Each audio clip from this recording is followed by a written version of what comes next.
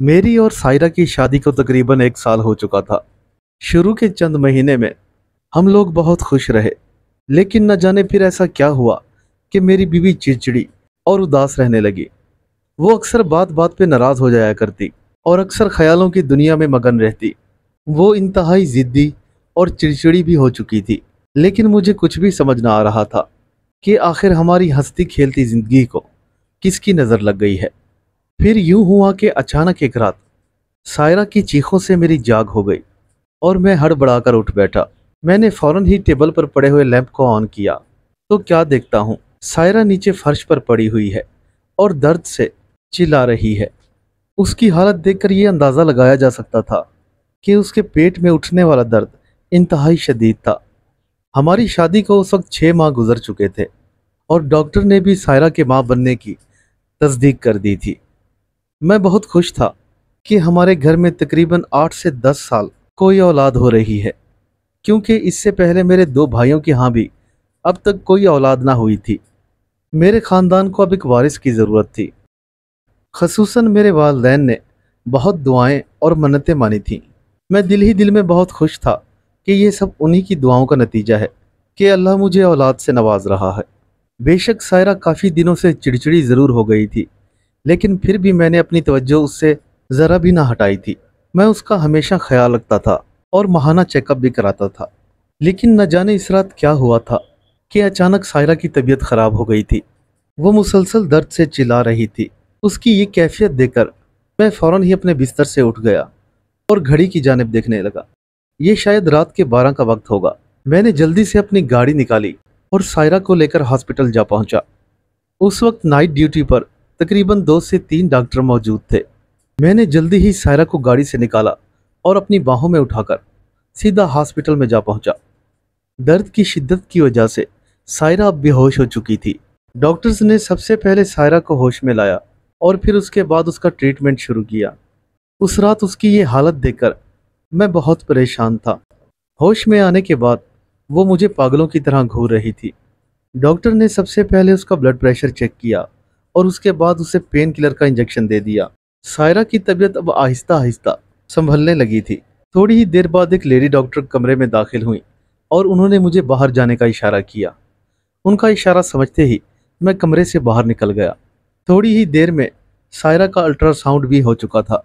Doctor के बुलाने पर मैं फ़ौरन अंदर चला गया और सायरा को उठाकर डॉक्टर के कमरे में ले आया। अब हम दोनों डॉक्टर के कमरे में मौजूद थे। डॉक्टर बड़ी गौर से सायरा की अल्ट्रासाउंड रिपोर्ट का जायज़ा ले रही थी। काफ़ी देर रिपोर्ट्स पढ़ने के बाद वो लेडी डॉक्टर मुझसे मुखातिब हुई। आप मेरे साथ आए, उसने मुझे बाहर आने का कहा था। डॉक्टर की ये बात सुनने के बाद सायरा थोड़ी घबरा गई थी। मैं उसे तसल्ली देते हुए डॉक्टर के पीछे पीछे कमरे से बाहर आ गया था। फिर अगले ही लम्हे वो मुझसे मुखातिब हुई। ये आपकी बीवी की वो वीडियो रिपोर्ट है जो हमने उनके चेकअप के दौरान ली है। मैं हैरान इस बात पे हूँ कि उनके पेट में कोई अजीब सी चीज़ है जो आमतौर पर किसी भी पेशेंट के अल्ट्रासाउंड में कभी नहीं देखी गई। डॉक्टर की ये बात सुनकर मैं काफ़ी परेशान हो गया था और मेरे जहन में अजीब व गरीब किस्म के ख्यालात आ रहे थे। लेडी डॉक्टर मुझसे फिर मुखातिब हुई। आप मुझे अपनी बीवी के रवैये के बारे में कुछ बताएं। मेरा मतलब है वो घर में किस तरह से बिहेव करती थी या क्या खुराक खाती थी। डॉक्टर ने हैरान कुन नज़रों से मेरी जानिब देखते हुए सवाल किया। सो ये मुनासिब था कि मैं डॉक्टर से कोई बात ना छुपाता, लिहाजा मैंने उन्हें सायरा के बारे में सारी तफसील से आगाह करना शुरू कर दिया। मैंने डॉक्टर को बताया कि शादी के चंद माह बाद सायरा का रवैया काफ़ी हद तक जारहाना हो गया था। वो बात बात पर चिढ़ जाती थी और उसकी आंखों में सुर्ख रंग के डोरे पड़ जाते थे। काम करने के दौरान वो अक्सर बर्तन और घर की मुख्तलिफ अशिया को तोड़ देती थी। उसकी जहनी हालत दिन ब दिन गिरती जा रही थी और वो अक्सर रातों को अपने बिस्तर से गायब होती। उस रात भी हैरत अंगेज तौर पर सायरा अपने बिस्तर से गुम हो गई थी। मैं अपने रूम से बाहर निकला और घर के आंगन में आ गया। अचानक मुझे अपने एक कमरे में किसी के हंसने की आवाज़ें सुनाई देने लगी, लेकिन दूसरे ही लम्हे मैंने ये आवाज़ पहचान ली थी। ये आवाज़ सायरा की थी। मैं फ़ौरन ही वापस मुड़ा और सहन से वापस चलता हुआ कमरों की तरफ बढ़ गया। जिस कमरे से आवाज़ आ रही थी मैंने घबराते हुए उसका दरवाज़ा खोला, लेकिन अगले ही लम्हे मैं ये देखकर परेशान हो गया کہ वो कमरा बिल्कुल खाली था। सायरा वहां मौजूद नहीं थी। फिर अचानक वही कहकों और हंसी की आवाज मुझे सहन की जानिब से सुनाई दी। मैं घबराकर भागता हुआ वापस सहन की तरफ आ पहुंचा। हमारे घर के सहन में एक बहुत पुराना और बहुत बड़ा बेरी का दरख्त कई सालों से लगा हुआ था। शायद ये आवाज मुझे उसी तरफ से ही आई थी। मैंने टार्च उठाई और फौरन बेरी के दरख्त के पास आ गया। क्या देखता हूँ कि सायरा दरख्त की ऊंट में बैठी हुई थी। उसने अपने बाल खोले हुए थे और अपने सर को घुटनों के बीच में छुपाया हुआ था। वो वक्फे वक्फे से अपना सर आसमान की जानिब उठाकर देख रही थी, जैसे किसी की शरारत पर हंस रही हो। उसकी आंखें बदली हुई थी, जैसे कोई दहकते हुए दो अंगारे।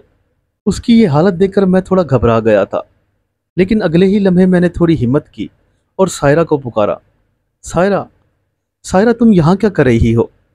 मेरी आवाज़ सुनकर वो अचानक मेरी जानिब मुड़ी और फिर ज़ोर ज़ोर से हंसने लगी। जैसे ही मैंने उसे उठाने के लिए अपना हाथ बढ़ाया तो उसकी आंखें फिर वही सुर्ख अंगारा बन गईं। इस मर्तबा वो गुस्से की शिद्दत से चिल्ला उठी थी, मुझे हाथ मत लगाओ, दूर रहो मुझसे, मेरे करीब मत आना। वो अचानक मुझे नफरत से देखने लगी थी और मैं हैरत के आलम में अपना मुंह खोले उसकी जानिब देखता रहा। मेरा दिमाग जैसे एक लम्हे को माउफ हो गया था और उसकी ये हालत मुझसे देखी ना जा रही थी। मैं वापस कमरे की तरफ पलटा और अपनी बड़ी बहन को फ़ोन किया। उनका घर हमारे घर से तकरीबन 20 मिनट की मसाफत पर था। जैसे ही उन्होंने कॉल उठाई तो मैंने उन्हें सारी सिचुएशन से आगाह किया। आप ही अब बस जल्दी घर आ जाएं, सायरा की तबीयत बहुत ख़राब है। ये कहकर मैंने कॉल काट दी। उस रात मैंने डॉक्टर को यह भी बताया कि मेरी अम्मी की वफ़ात मेरी शादी के 2 माह बाद हो गई थी। बस उस दिन के बाद हम सब लोग अलहदा-अलहदा घरों में शिफ्ट हो गए थे, लेकिन सायरा की हालत को देखते हुए उसे अकेला घर में रख पाना बहुत ही मुश्किल था। मुझे किसी औरत की ज़रूरत थी। मैं दिन भर तो ऑफिस में काम किया करता था और शाम को घर आते ही हर रोज़ मेरे लिए एक नई मुसीबत तैयार होती थी। फिर एक रोज़ मेरे भाई ने मुझे मशवरा दिया कि सायरा को किसी साइकियाट्रिस्ट को दिखाना चाहिए। अगले ही दिन हमने सायरा को एक बहुत अच्छे साइकियाट्रिस्ट को दिखाया, लेकिन ये मसला उसकी समझ से भी बाहर था।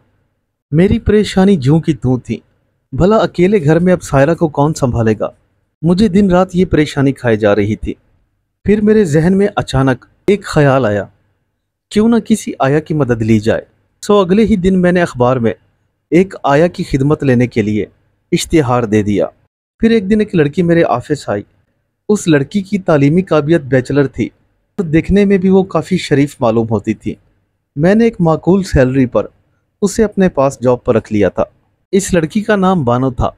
पहली ही मुलाकात में बानो मुझे पसंद आ गई थी। उसके बात करने के तरीके से और चाल ढाल से मैंने अंदाज़ा कर लिया था कि ये सायरा को ना सिर्फ अच्छे तरीके से हैंडल कर सकती है, बल्कि उसके लिए एक अच्छी दोस्त भी साबित होगी। सो अगले ही दिन सुबह के वक्त ही बानो हमारे घर आ गई। मैंने बानो को सायरा के पास छोड़ दिया और ख़ुद ऑफिस चला गया। हमारे बच्चे की आमद में अभी 2 माह बाकी थे और बानो के आने के बाद सायरा भी कुछ हद तक नॉर्मल हो गई थी। मैं एक रोज़ अपने ऑफिस में बैठा काम कर रहा था कि अचानक मुझे बानो की कॉल आ गई। हेलो हेलो साहब जी। वो थोड़ी घबराई हुई थी। सायरा मैडम बेहोश हो गई हैं, आप जल्दी से घर आ जाएं।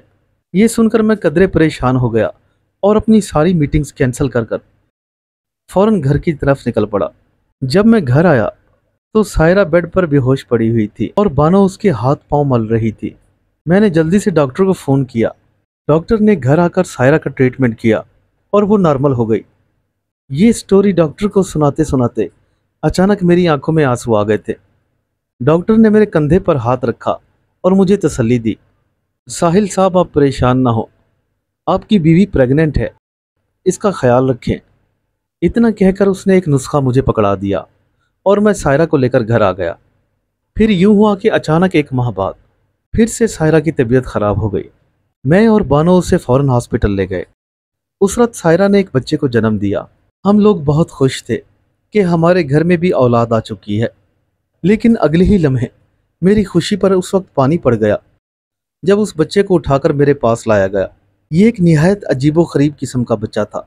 इसका चेहरा काला स्याह और सर पर बाल ऐसे थे जैसे किसी परिंदे का घोंसला। ऊपर वाला धड़ लंबा और नीचे वाला धड़ ना होने के बराबर था।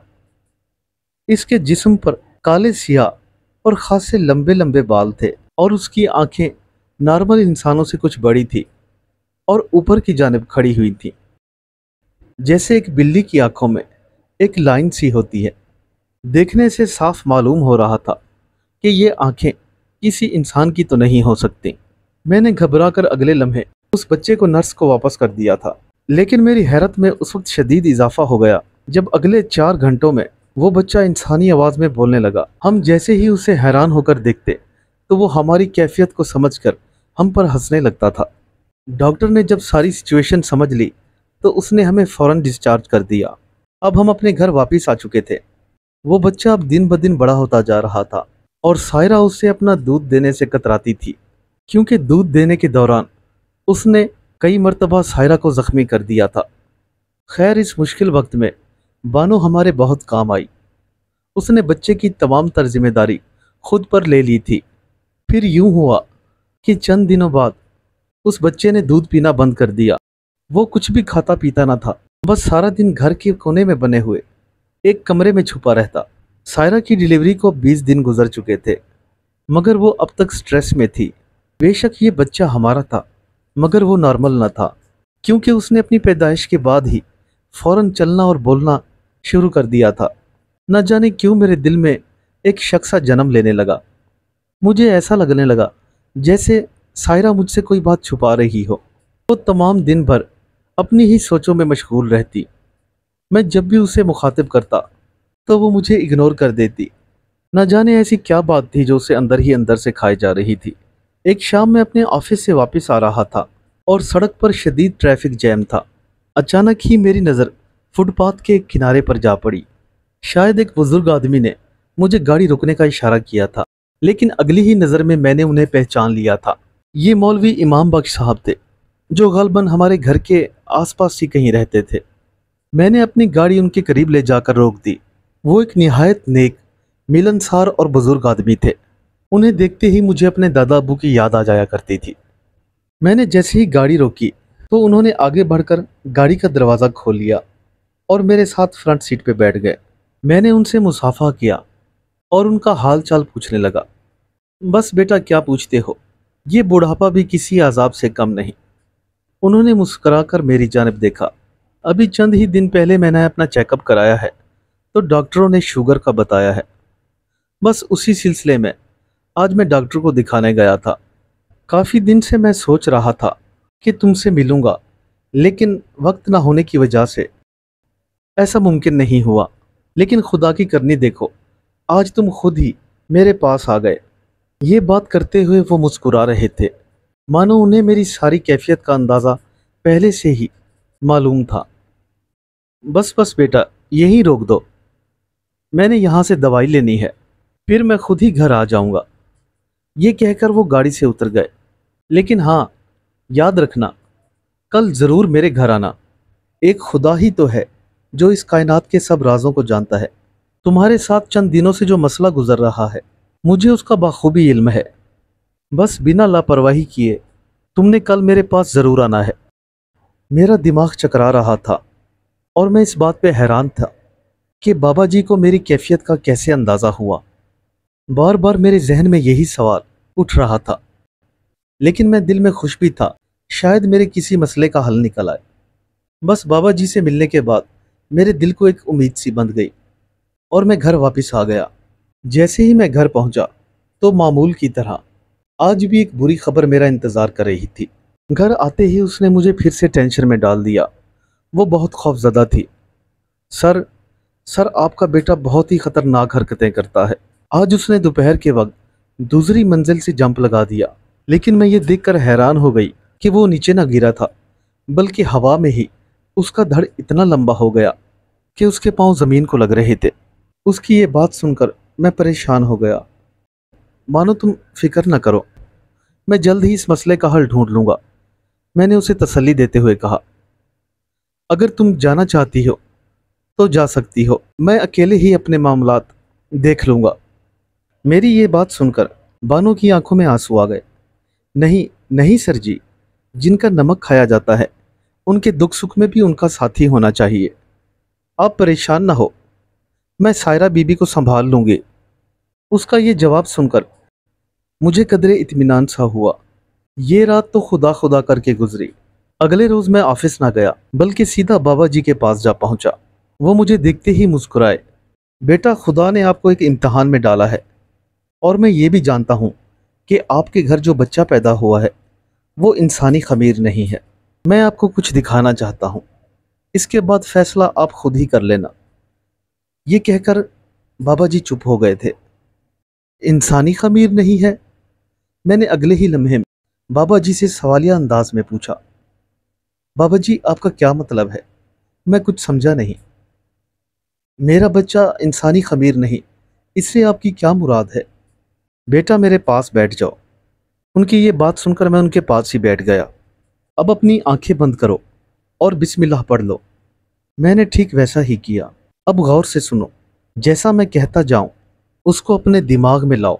मैं बाबा जी की बात गौर से सुन रहा था और अपनी आंखें बंद कर ली थी। अब मेरी पूरी तवज्जो बाबा जी की आवाज़ पर थी। अगले ही लम्हे बाबा जी की ये आवाज़ मेरे कानों से टकराई।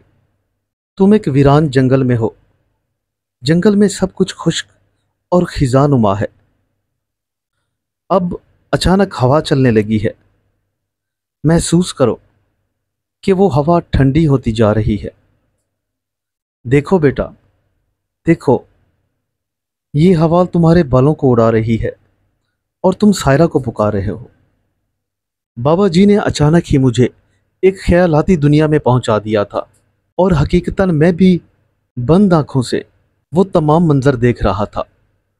मुझे हकीकत में ऐसा महसूस हो रहा था जैसे मैं वाकई जंगल में हूँ और हर तरफ खुश्क कहत और खिजानुमा माहौल है। अचानक ही दूसरे लम्हे मुझे सायरा नजर आई। उसके साथ एक लड़का भी था। बेटा, आंखें खोल दो। फिर अचानक बाबा जी की आवाज़ मेरी कानों से टकराई और मैंने अपनी आंखें खोल दी।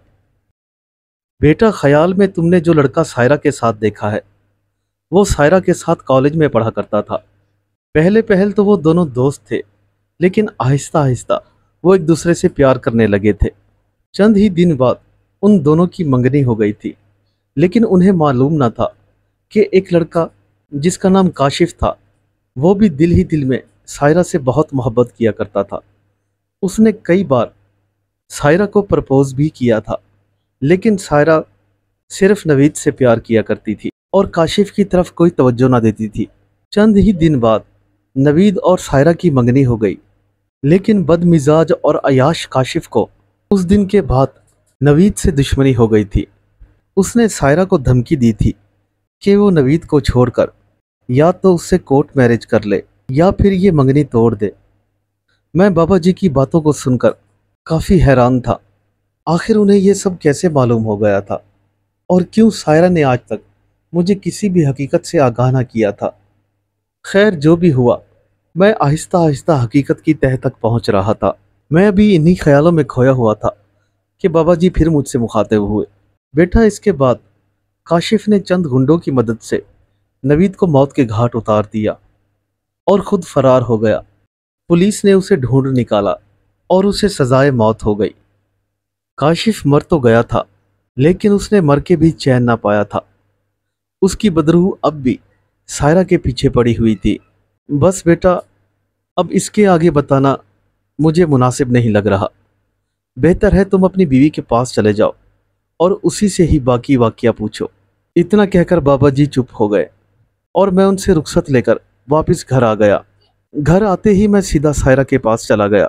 जैसे ही मैं कमरे में दाखिल हुआ तो सायरा और बानो दोनों ही मुझे परेशान नजर आई। वो अजीबुल खलकत बच्चा घर से भाग गया था और काफ़ी देर से उसका कोई पता नहीं था। शायद इसी वजह से बानो और सायरा परेशान नजर आ रही थी। मैंने फौरन ही सायरा को बाजू से पकड़ा और उसे दूसरे कमरे में ले गया। सायरा, सायरा प्लीज़, खुदा के लिए मुझे सच बता दो, क्या बात है? मैं हकीकत जान चुका हूँ। आखिर कब तक तुम मुझे राज मुझसे छुपाओगी? मेरी ये बातें सुनकर सायरा एक लम्हे को हैरान और परेशान हो गई, लेकिन अगले ही लम्हे वो फूट फूट कर रोने लगी और मेरे सीने से लग गई। मैंने उसे तसल्ली दी और पानी पिलाया। अब वो मेरे सामने बैठी थी।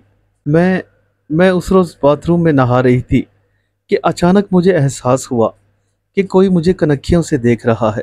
मेरे सामने तो कोई वजूद ना था, लेकिन मेरे लाशऊर को एक एहसास सा हो रहा था कि यहाँ ज़रूर कोई ना कोई मौजूद है।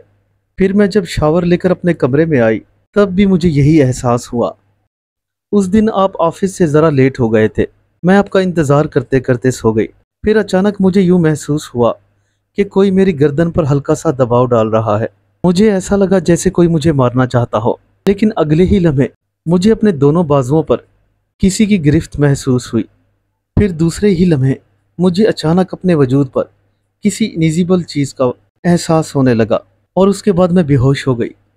मुझे पता नहीं मेरे साथ क्या हुआ, लेकिन जब मैं होश में आई तो मेरे जिस्म पर बहुत सारे निशानात थे और बेड के पास ही एक कागज़ पड़ा हुआ था। मैंने नीचे झुककर जैसे ही कागज़ उठाया तो ये देखकर हैरान रह गई। तुमने क्या सोचा था कि मुझसे ऐसे ही जान छुड़ा लोगी? मैं दुनिया में तो तुम्हें नहीं पा सका, लेकिन मरकर तो तुम्हें ज़रूर हासिल करूँगा। और जो मैं चाहता था आज मैंने हासिल कर लिया है। तुम चाहे जिंदा रहो या मर जाओ, हमेशा काशिफ की ही रहोगी। बस वो कागज़ पढ़कर मैं घबरा गई और खौफ के मारे आपको कुछ ना बताया। मुझे क्या मालूम था कि मेरे अंदर काशिफ की बदरूह पल रही है। बस इतना कहकर सायरा फूट फूट कर रोने लगी और मैं चकरा कर ज़मीन पर बैठ गया। मैंने अपने सर को दोनों हाथों से पकड़ा हुआ था। मुझे ऐसा लग रहा था जैसे मेरा दिमाग फट जाएगा। ये बात मेरे लिए काबिल कबूल न थी। शायद किसी मर्द के लिए ये एहसास उसे मार देने के लिए काफ़ी था। सायरा की ये बातें सुनकर मैं अंदर से टूट चुका था। वो बच्चा मेरा न था, बल्कि काशिफ का था। ये बात मुझे अंदर ही अंदर खाए जा रही थी और अगले ही लम्हे मेरी आंखों से आंसू गिरने लगे। मैं गुस्से से उठा और घर से बाहर निकल गया। मेरा दिल उस वक्त खुदकुशी करने का कर रहा था। उस वक्त मेरी कैफियत किसी पागल जनूनी से कम न थी। बस मैं तेज़ी में अपनी गाड़ी को दौड़ाते हुए एक ही सिमत में जा रहा था। मैं क्या करूं, कहाँ जाऊं, मेरी समझ में कुछ ना आ रहा था। अगले ही लम्हे एक खौफनाक धमाका हुआ और मेरी आंखों के आगे अंधेरा छा गया। मेरी गाड़ी एक खंबे से जा टकराई थी और मैं बेहोश हो गया था। अगली सुबह जब मेरी आंख खुली तो मैं एक हॉस्पिटल में था। बाबा जी, बानो और सायरा मेरे ऊपर झुके हुए थे। मुझे शदीद चोटें आई थीं, लेकिन खुदा का शुक्र था कि मेरी जान बच गई थी। जैसे ही मुझे होश आया तो सायरा एक चीख मारकर मुझसे लिपट गई। वो मेरे बच जाने पर बहुत खुश थी। इतने में बाबा जी मुझसे मुखातिब हुए। बेटा परेशान ना हो, अल्लाह तुम्हारे साथ है। बेशक हर मुश्किल के बाद आसानी है। जो कुछ भी हुआ इसमें सायरा का तो कोई कसूर नहीं। हाँ, उससे ये गलती ज़रूर हुई है कि उसने तुम्हें अब तक इन तमाम बातों से लाइल्म रखा था। उस दिन बाबा जी की तसल्ली देने के बाद मुझे अपने दिल ही दिल में अपनी खुदगर्जी पर बहुत ही नदामत और शर्मिंदगी महसूस हुई। मैंने रब के हजूर तौबा की और सायरा के साथ एक नई ज़िंदगी गुजारने का फ़ैसला किया। लेकिन वो बिगड़ी हुई काशिफ की बदरूह अब भी मौजूद थी। चंद ही दिन बाद मुझे हॉस्पिटल से डिस्चार्ज कर दिया गया और हम लोग एक नॉर्मल लाइफ जीने लगे। लेकिन जल्द ही मेरी ये खुशी परेशानियों की नज़र हो गई। एक रोज़ मैं ऑफिस में बैठा हुआ था कि अचानक मुझे बानो की कॉल आई। साहब जी, वो बच्चा घर में घुस आया है। उसने सायरा बीबी पर छुरियों से हमला किया है। अब जल्दी आ जाएं। ये कहते हुए उसने एक ज़ोरदार चीख मारी और क्रैडल उसके हाथ से छूट गया। मैं हड़बड़ाता हुआ जल्दी से अपने कमरे से बाहर आया और तेज़ी से सीढ़ियाँ उतरता हुआ अपनी गाड़ी की तरफ भागने लगा। मेरा रुख अब बाबा जी के घर की तरफ था। मैं जल्द से जल्द उन्हें इस वाक़ये से आगाह करना चाहता था। मैंने जल्द ही उन्हें फ़ोन पर इस सारे वाक़ये से आगाह कर दिया था। जैसे ही मैं उनके घर के पास पहुंचा तो वो पहले से ही सड़क किनारे खड़े मेरा इंतज़ार कर रहे थे। मैंने जल्दी से उन्हें गाड़ी में बिठाया और सीधा घर आ पहुंचा। घर आते ही जो पहला मंजर मैंने देखा वो मेरी रगों में खून जमा दिलने के लिए काफ़ी था। सायरा फर्श पर बेहोश हुए पड़ी थी और वो शैतान सिफत बच्चा सायरा के कंधे और सीने से गोश्त नोच नोच कर खा रहा था। जैसे ही उसने मुझे देखा तो फौरन मुझ पर छलांग लगा दी और अपने दांत मेरी गर्दन में गाड़ने की कोशिश करने लगा। अगले ही लम्हे मेरे मुंह से एक जोरदार चीख निकली। उसने अपने दांत मेरी गर्दन के पिछले हिस्से में गड़ा दिए थे, लेकिन अगले ही लम्हे बाबा जी आगे बढ़े और उन्होंने बिस्मिल्लाह पढ़कर उस शैतानी बच्चे की गर्दन से पकड़ दिया। उसने चीखते हुए मेरे गर्दन छोड़ दी थी।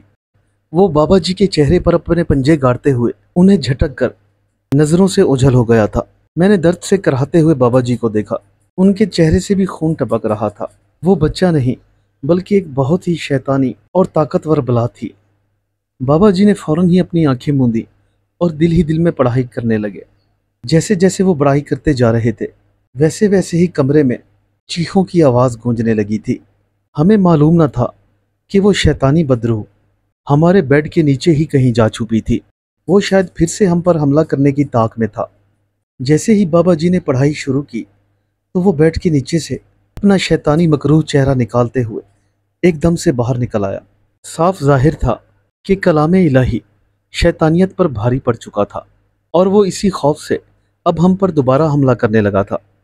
मेरी नज़र अचानक फर्श पर पड़े हुए चाकू पर जा पड़ी। वो शैतानी बच्चा फिर से बाबा जी से लिपट गया था। उसके मुंह से खून बह रहा था और आंखें जैसे आग बरस रही हो। उसने फौरन ही अपने दांत बाबा जी के सीने में घुसा दिए थे और उन्हें नीचे गिरा दिया था। उस शैतान की कोशिश थी कि किसी तरह से बाबा जी की आंखों पर हमला किया जाए, लेकिन बाबा जी भी कहाँ हार मानने वाले थे।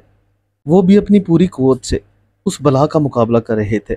ये मंजर देखकर मुझे कुछ भी समझ ना आ रहा था, लेकिन अचानक ही मैंने कदम बढ़ाकर अपने हाथ में पकड़े हुए चाकू को उस शैतानी बच्चे की पीठ में पूरी कुव्वत से घोंप दिया। अगले ही लम्हे उसके मुंह से एक जोरदार चीख निकली और वो वहीं साकत हो गया। बाबा जी फौरन ही उठ खड़े हुए और उस शैतानी बला को खुद से दूर करके नीचे फेंक दिया। अब मैं फौरन सायरा की तरफ बढ़ा और उसे उठाकर अपनी गोद में ले लिया। वो बेहोश हो चुकी थी। उसके जिस्म पर जगह जगह से गोश्त नोचा गया था, जिनसे अब भी खून बह रहा था, लेकिन उसकी सांसें अब भी चल रही थी। ये देखकर मुझे थोड़ा तसल्ली हुई। मैंने फौरन ही पुलिस स्टेशन का नंबर डायल किया और उन्हें तमाम वाक़े से आगाह किया। कुछ देर बाद पुलिस भी आन पहुंची और हम सायरा को फौरन हॉस्पिटल ले गए। डॉक्टरों ने फौरन ही सायरा की ट्रीटमेंट करना शुरू कर दी और उसे चंद घंटों बाद होश आ गया था। वो जख्मी ज़रूर थी, लेकिन खुदा का शुक्र था कि उसकी जान बच गई थी। लेकिन अगले ही लम्हे मेरे जहन में उठने वाले ख्याल ने मुझे एकदम चौंका दिया था। बानो, बानो। मेरे जहन में अचानक बानो का ख्याल आया। मैं फौरन ही हॉस्पिटल से भागता हुआ बाहर निकल आया और जल्दी ही गाड़ी घर की तरफ बढ़ा दी। रास्ते में मुझे बार बार बानो का ख्याल आ रहा था। मेरा जहन हवाओं में था। मुझे दिल ही दिल में खौफ महसूस हो रहा था कि शायद बानो को कुछ हो ना गया हो। इतनी परेशानी के आलम में हमें तो बानो का होश भी ना रहा था। मेरे चेहरे पर हवाइयाँ उड़ रही थी और मैं गाड़ी को अंधाधुंध दौड़ाए जा रहा था। कुछ ही देर बाद मैं अपने घर के सामने पहुंच गया। मैं तेजी से गाड़ी से नीचे उतरा और घर में दाखिल हो गया। मैं भागता हुआ अंदर कमरों की जाने बढ़ा। अगले ही लम्हे जो मंजर मेरी आंखों ने देखा वो मेरी जान निकाल लेने के लिए काफ़ी था। बानो बेसुध ज़मीन पर पड़ी हुई थी और उसके सीने में एक खंजर घोंपा हुआ था। वो ज़मीन पर बेजान पड़ी हुई थी और उसकी आंखें दरवाजे की तरफ तके जा रही थी, लेकिन मैं किसी खामोश तमाशाई की तरह बस वहाँ खड़े उसे देखता जा रहा था। मेरी आंखों से आंसू गिर रहे थे। मैं बानो को ना बचा पाया था। उसकी खुली आंखों में अब इत्मीनान के आसार मौजूद थे, जिन्हें मैं साफ देख रहा था। उसने मेरे लिए वो कुर्बानी दी थी जो शायद कोई अपना भी ना दे सकता था। मैं दीवार की टेक लगाए वहीं फर्श पर बैठ गया और भीगी आंखों के साथ बानो को देखता रहा।